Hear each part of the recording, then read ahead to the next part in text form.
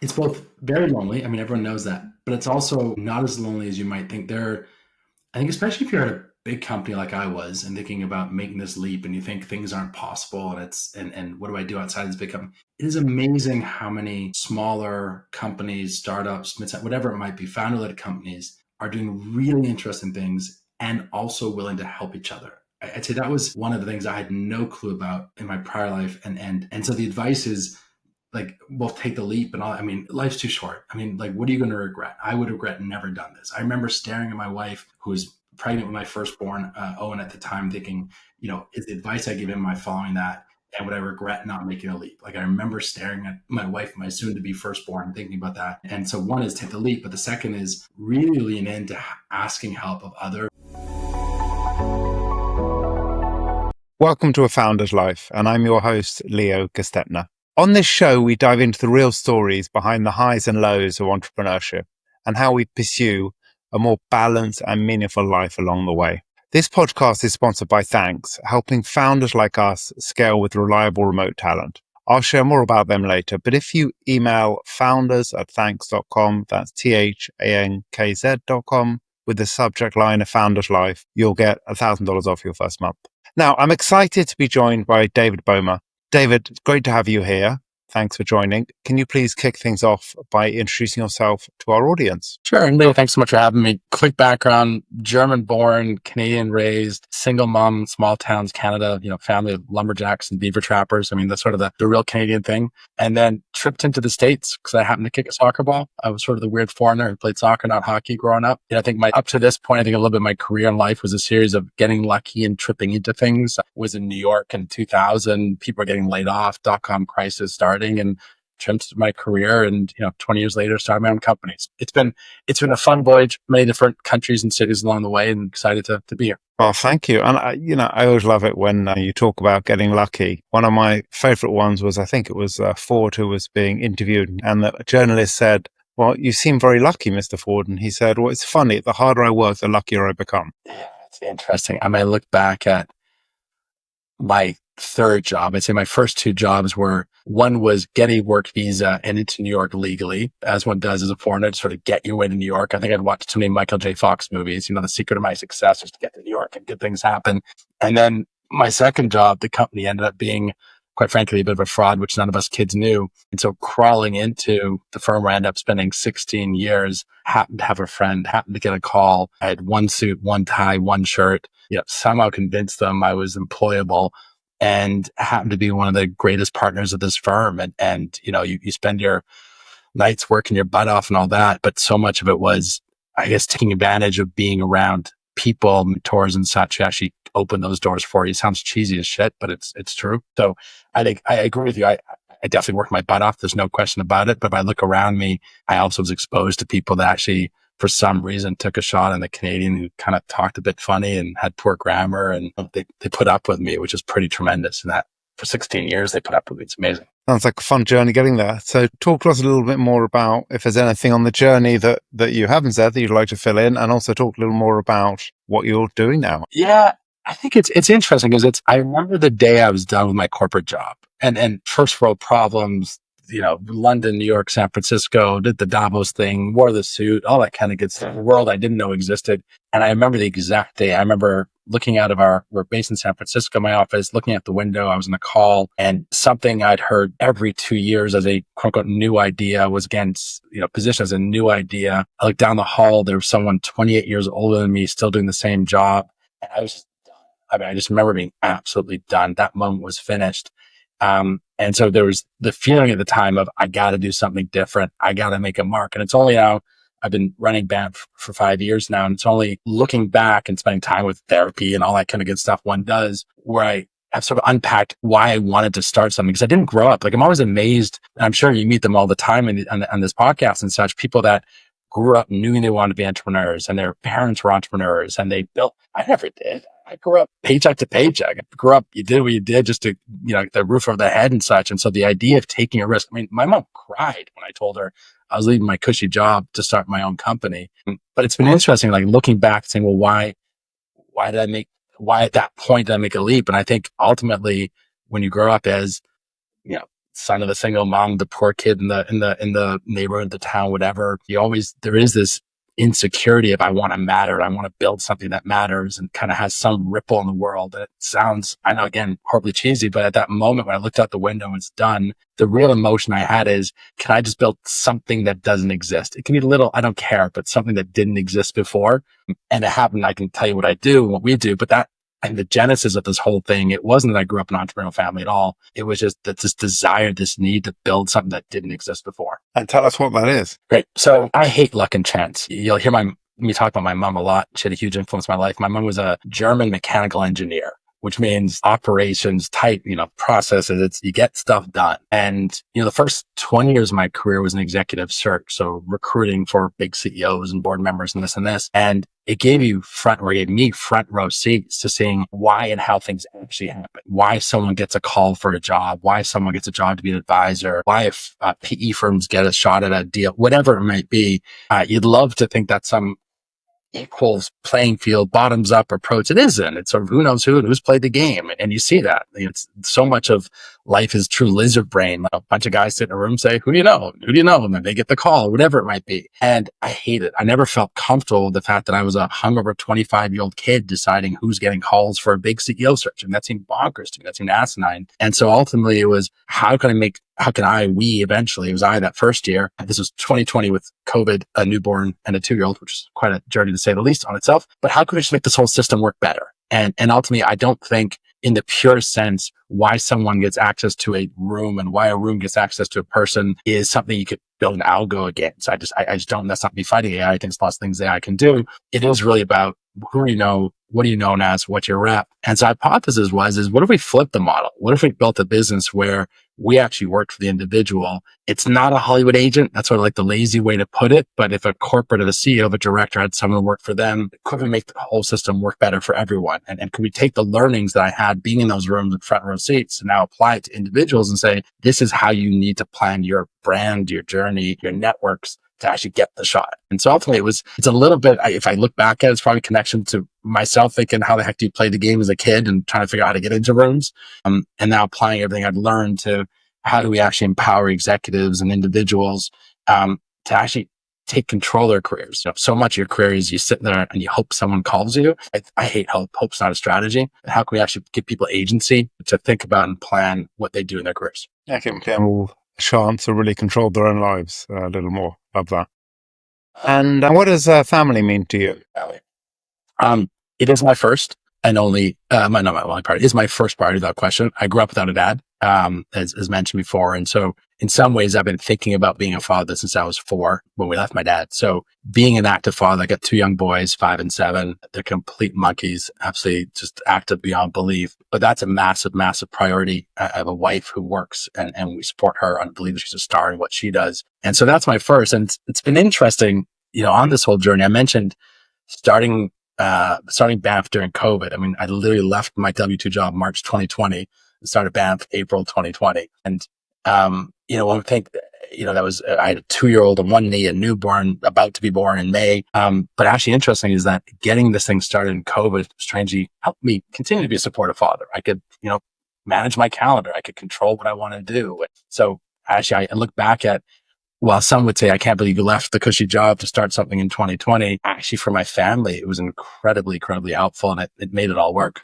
Yeah, I think COVID gave a lot of people advantages in that respect. So yes, a lot of negatives as well. I mean, like for me, certainly it allowed me to connect with my son in a way that I hadn't before. He was 14 at the time when it kicked off, so a lot older than yours. But, we ended up spending 3 hours a day, either weightlifting or boxing, and then dinner and TV together. And it became a daily routine that we continued until he went to university.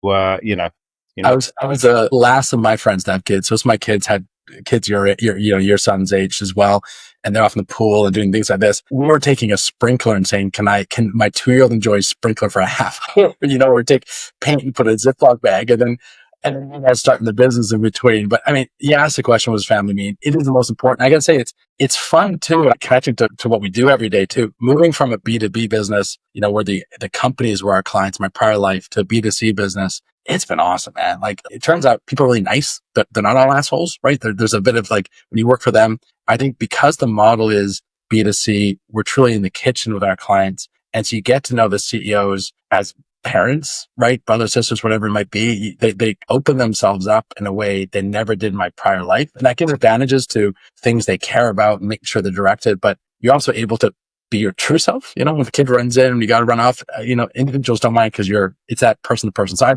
I've actually, it was a surprise in this business. I didn't expect it or know to expect it, but being a B2C business, I say both allows me to be more open about my family than maybe I was in my prior life and the importance of that. And also just hear more about others' personal focuses as well. I get that. Although I do think that with COVID, people have been more, I'm going to call it accepting on the fact that people have a family, I think, which is very positive. I think it's, BBC, right, with video on YouTube where the kid ran in the background. We all thought that was a quaint, funny thing. I mean, that's sort of the story of our lives now, right? Between the dog, the kid, whoever it is comes in the back. Yes, although, I do think on the flip side, people shouldn't have their kids screaming in the background too much. Fair enough. Yes. Completely fair. But but it's definitely been a lot more accepted. Yeah. Which is great. And what do you like to do for health? So it's changed over the years. So I played soccer, football growing up, and then I wasn't allowed to do a lot. I grew up in Vancouver, where I went to high school in Vancouver. That's where the final stop of my childhood. Yeah. So I couldn't mountain bike and ski and all these things you do in Vancouver because of my soccer. So I had a sign agreement, didn't do. So post college, I started doing everything I wasn't allowed to do. So doing dumb things off dumb cliffs and all that kind of good stuff. I happened to have a bit of a tumble, 2014, did 200 meters off a cliff in Chamonix and broke my pelvis, my neck, ripped my shoulder, all this kind of fun stuff. And so since then, I've had to change what I do. So I can't run anymore. I can't bike anymore. I just got a new shoulder. I do a lot of mountain biking here in the backyard. Was back in the skis right away. So do quite a bit of that. I am a 46-year-old hockey rookie. I've got a massive chip in my shoulder that I never played hockey, as I mentioned before, and decided one day it's time to go play hockey. So I bumble around with a bunch of old dudes a couple times a week early in the morning. But yeah, the most time we've got hills in the back here. We go early in the morning in the dark and mountain bike on the trails back here. It's a lot of fun. That's fun. I think it's nice to get out there. I always was into road biking more. A lot of friends who are into mountain biking. LA, you get a mix of the two. Yeah. No, absolutely. It's yeah, no, I agree that it's really amazing how much, at least for me in my life and maybe as a kids, and I'm sure everyone had this, how much COVID even shaped that. I mean, when you ask that question, I'm going to start with, well, COVID, we started mountain biking in the dark because we had to stay away from people. And now I'm the crazy guy at 4:35 in the morning in the dark mountain biking. And is there any rational reason or sane reason? No, it's just kind of what we got used to in COVID. And that became my pattern, right? And sort of, I like being in the dark mountain biking. Really quite strange. Fun. And talking about actually fun, what do you like to do for fun beyond mountain biking? At this point with 2 young kids, own company, trying to stay at least a bit healthy, that becomes 24 hours in a hurry. So I'd say, not that that's it. There's a lot in that, but, we just had vacation with the boys. I went to Europe, met the family, but, by and large, between the kids' activities, they're into a lot. And this is my first time starting a company. I'm sure you've spoken to people that have done many, many of these. To me, one of the biggest surprises, I guess, is how much I can't stop thinking about it. Doesn't mean I can't stop working, right? Like I definitely am trying to, certain times a day, put the phone away. I'm with the kids, all that kind of good stuff. But I'm just constantly thinking about it. And so more often than not, I have a piece of paper around. I'm drawing pictures or trying to remember something real quick. So I'd say that fills a lot of the minutes and times is just drawing weird, scratchy pictures I stick in my pocket for later. I mean, that is the entrepreneurial journey. There's no real turning off unless you're doing some activity, or maybe when you're with the kids, you're mostly thinking about them. But yeah, I mean, you're always thinking about things because in the end, it all relies on you.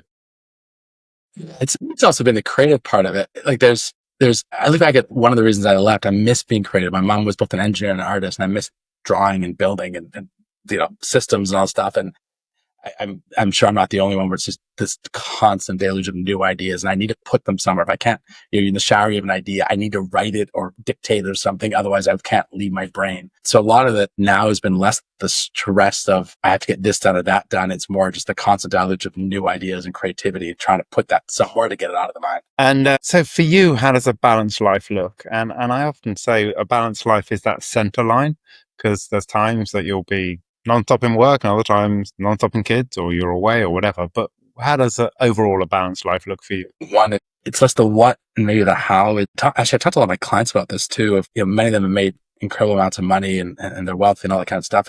To me, I think the point of success, whether it's financial, whatever, ultimately, I don't want to buy a new thing. I want to control my calendar. And so to me, it starts with a balanced life is, do I have the opportunity to control my own calendar, or versions of it? Obviously we have full control, but do I have the opportunity, if I am in that zone, I'm making decisions that are about me and what's best for my family versus what someone else needs from me. Right. And if I'm in that space in a good way, and obviously we have clients, we have to do things, all that, but, can I make decisions that start first with that? So to me, that balanced life is just the ability to make those kinds of decisions, the strength, and I'm not overstating things, but the strength, the confidence to say, I'm doing this for myself, or I'm doing this for my family, and I'm okay with that. And I'm okay with the implications, or if someone's upset at me, I don't care.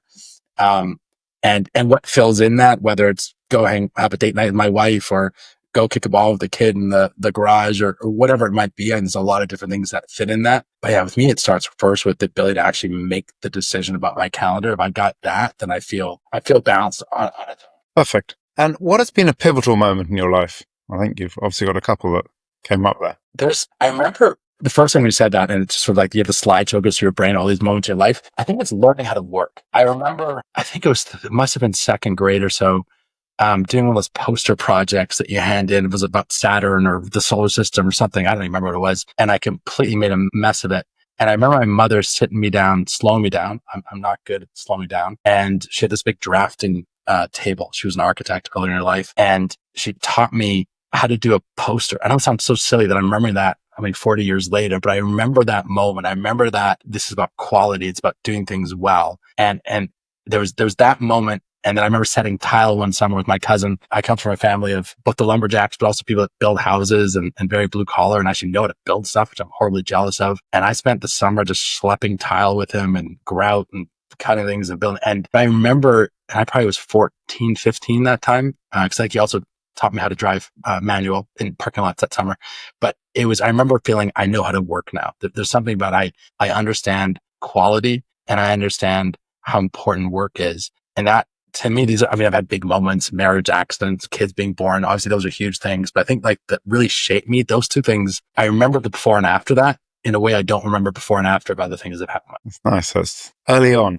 And what's one piece of advice you'd give to an aspiring entrepreneur? It's both very lonely. Everyone knows that. But it's also not as lonely as you might think. I think especially if you're at a big company like I was and thinking about making this leap and you think things aren't possible and what do I do outside this big company?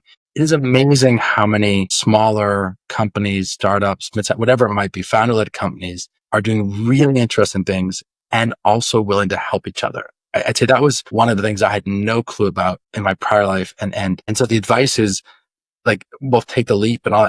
Life's too short. What are you going to regret? I would regret never done this. I remember staring at my wife, who was pregnant with my firstborn, Owen at the time, thinking, advice I give him, am I following that? And would I regret not making a leap? I remember staring at my wife, my soon to be firstborn, thinking about that. And so one is take the leap, but the second is really lean into asking help of other founders. It is, to me, I found it absolutely amazing and a surprise because I wasn't in that world, how much founders help each other and then how much almost like street cred you get for making the leap. There's a bit of you're in the club if you made the leap, whether you're successful or not. There really is. People respect those that make the leap and everyone's willing to help each other out. So lean in, ask for help. I've always been terrible at asking for help, but I found there's so much help out there from fellow founders. That was a big both surprise and piece of advice I'd give. Right. Well, thank you. And how can people find you? Do we still say www? But our website is banffadvisors.com. There's a decent amount there. We're on LinkedIn, obviously, as well. We put out quarterly reports on our view of the market for our clients with, private curated events. Those are a little less obvious, but definitely check us out online. We do a decent amount of sharing some, but not all. There's this balance of being confidential, but also sharing what we do. And then for any aspiring founders, especially I think those coming from big companies where you kind of think, what the heck does leap look like? I'm maybe one that escaped the big company. And if I can ever help, I'm happy to. Well, thank you. Thanks for joining today. Awesome. I appreciate it. It's a lot of fun. Thank you for listening to today's episode. If you enjoyed this conversation, don't forget to subscribe to the channel, tell your friends, and please leave a review.